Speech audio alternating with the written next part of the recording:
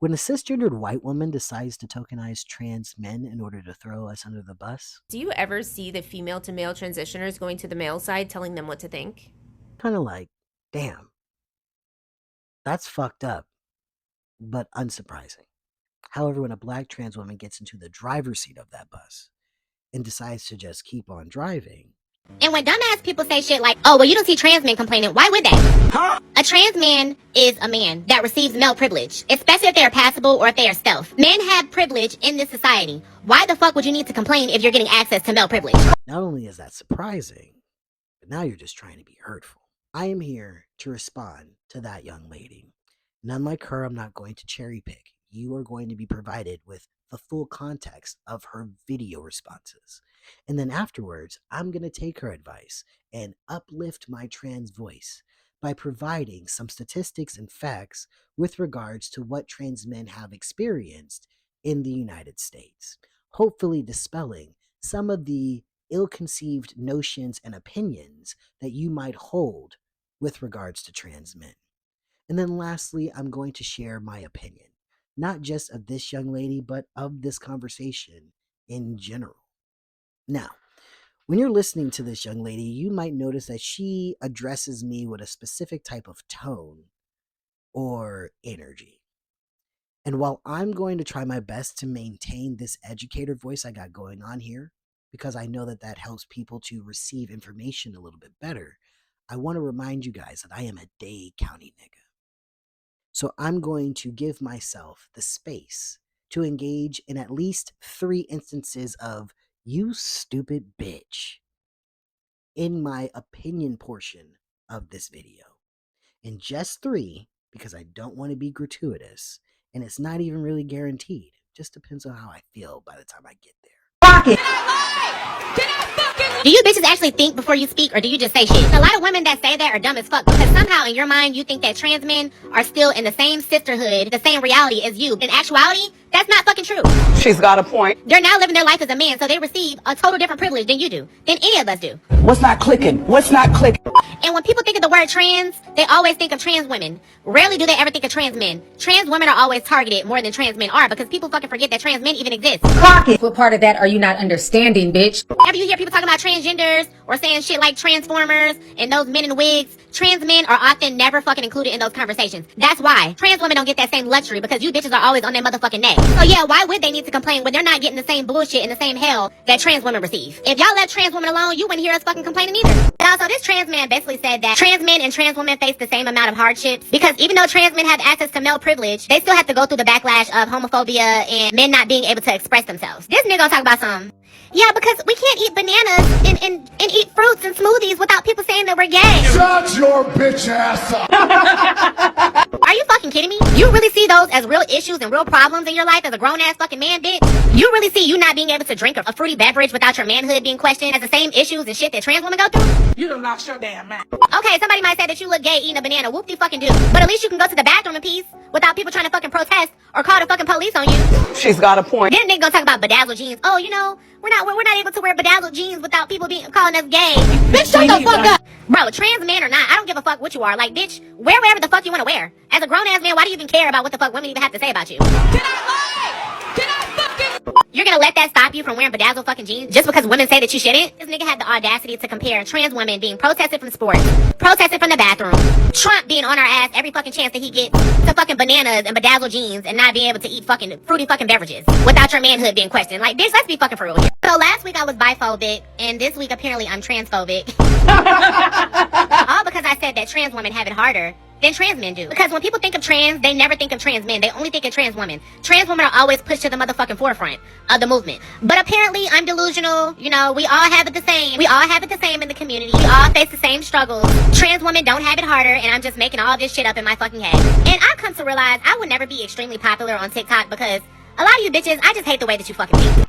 Okay, so I made a post about trans men, basically saying trans women have it harder than trans men. And I want to say to the trans men, I'm not trying to diminish the things that you guys go through. So I don't want you guys to think that that's what I'm trying to do with my platform. I understand that trans men also face their challenges as well. If it came off that way, that is definitely not my intention. All I was saying that I feel like when it comes to this battle with transphobia, I feel like it's mainly always like trans women pushed to the forefront and always feel like we're the ones like in fight or flight mode or having to defend ourselves to the general public or always being the ones that have to fight against transphobia. And I just wish that trans men would kind of speak up or use their platforms a little bit more because people think that y'all don't have a voice. People always say, oh, you don't hear trans men complaining about anything. They literally think that y'all have no voice, that y'all have no opinions on anything when it comes to transphobia and politics, etc., etc. So that's all I'm saying. I'm not trying to diminish the problems that you guys go through because everybody has problems. We all face our own challenges, but what I'm saying is I think that I just wish that trans men could use their voices to speak up a little bit more because it's like y'all are kind of being drowned out from the trans movement. No shade. Y'all are being silenced and pushed to the back, and we want to hear the things that y'all have to say. So people can stop assuming that y'all never had any problems with anything. Now that we've got that all out of the way, let's begin.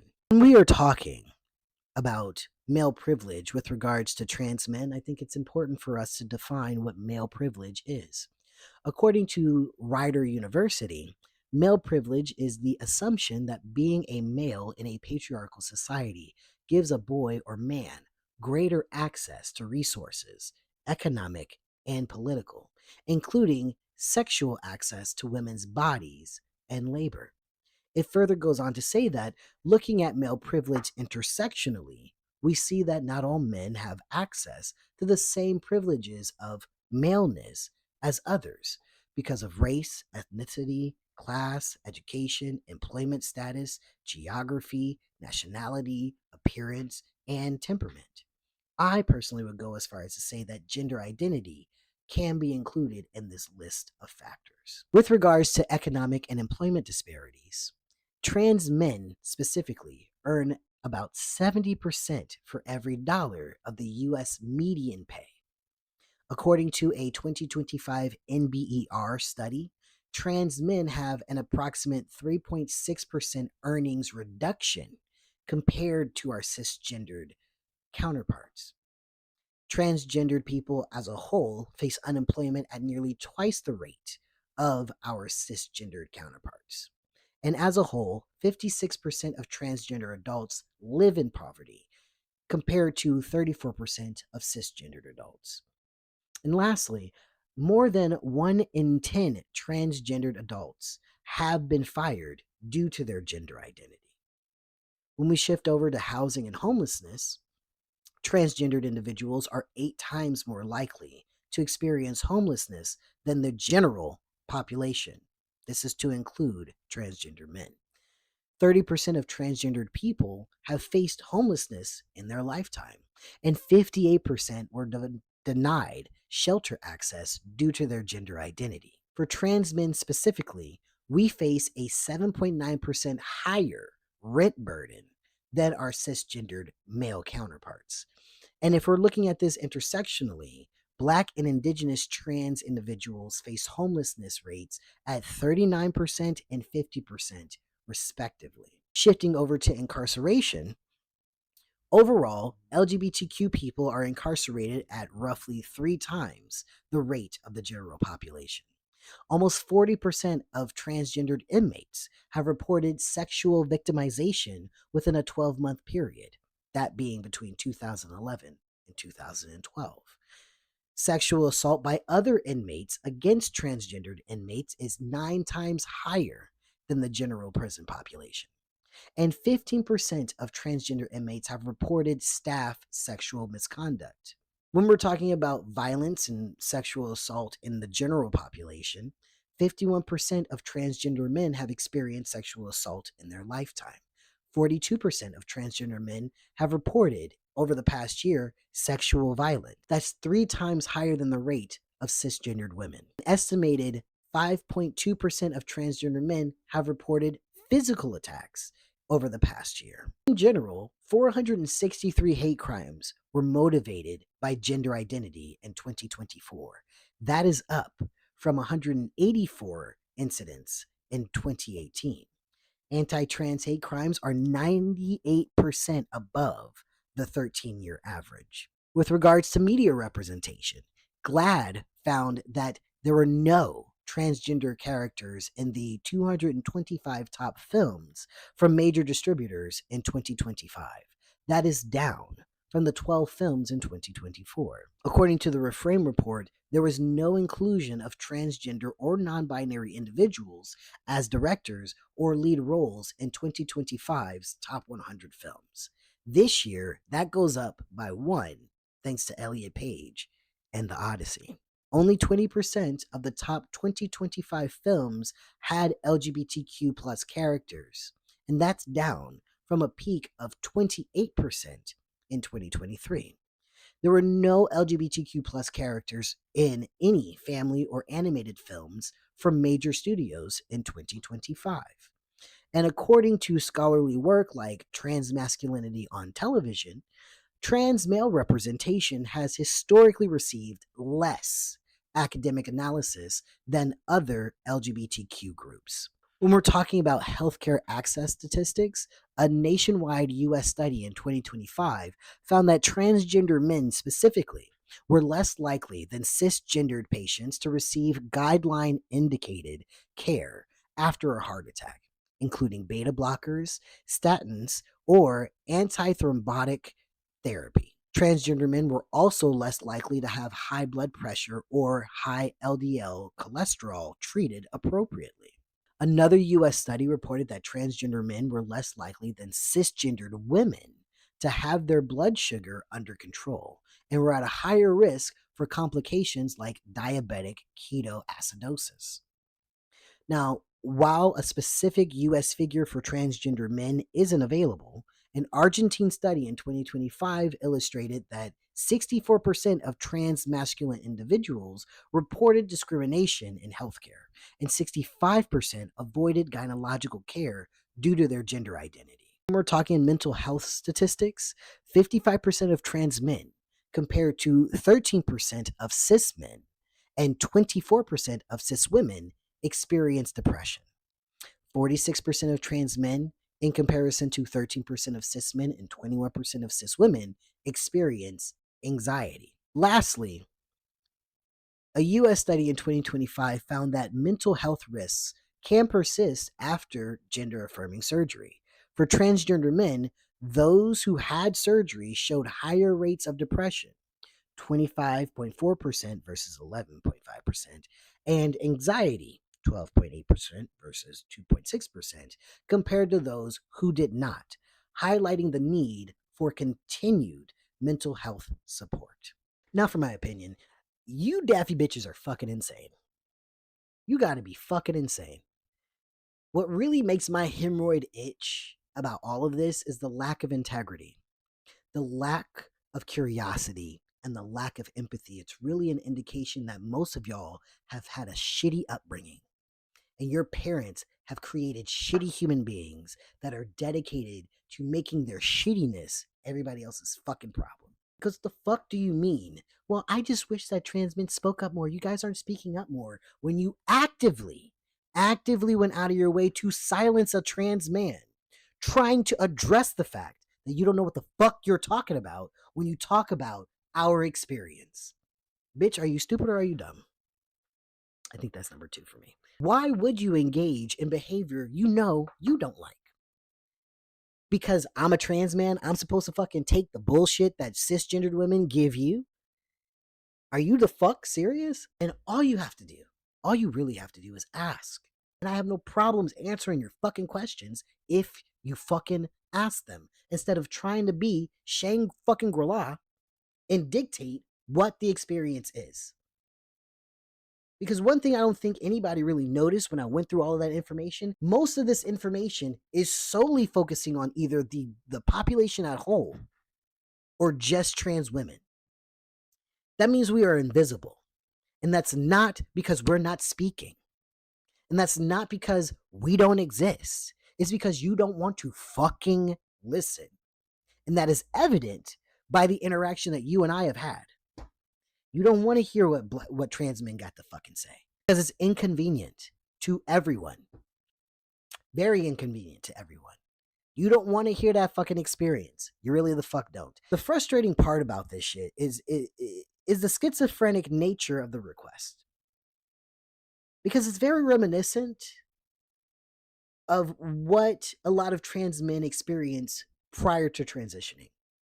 especially if that trans man happened to be a queer, masculine presenting woman prior to transitioning.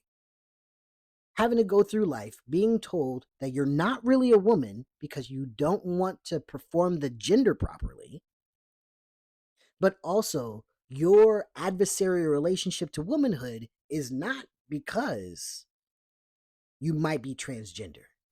It's because you don't know how to be a woman right. And in fact, being a woman sucks for everybody, and that's really what it is. Finally, be brave enough to break out of the prison of womanhood. And it's not a prison because it's womanhood. It's a prison because we do not identify with womanhood. You break out of that prison, you live in your fucking truth. God forbid you're lucky enough to fucking pass. Now, all of a sudden, you got cisgendered women and transgender women telling you that you benefit from male privilege that you do not get access to unless you wholesale erase your transness. But you want us to speak more? As if you're fucking listening? My nigga, are you fucking for real here? You wouldn't be blowing a bullhorn of bullshit every time we try to fucking speak if you wanted to fucking listen. If you wanted to fucking hear. And that's unfortunate because there is common ground between trans women and trans men.